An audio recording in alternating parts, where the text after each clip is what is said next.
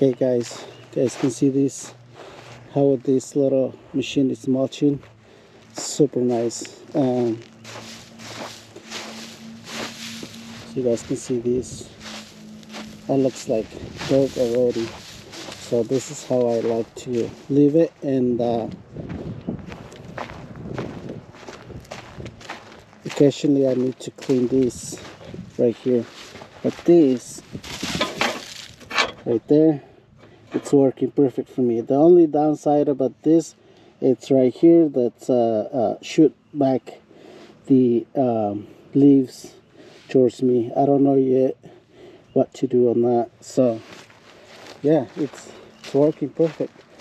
We still have a lot to do back here all over around the house. So but we got the majority of the front of the house, and then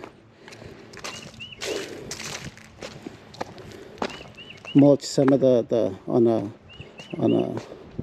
close to the road, so it makes it look clean, nice and clean for the customer. So yeah, and then get some of the garage where it's all piled up, just throw on the lawn, and then this section right here. Hey, if you like this type of video, make sure you hit that like button, and then subscribe if you haven't already. Thank you for watching.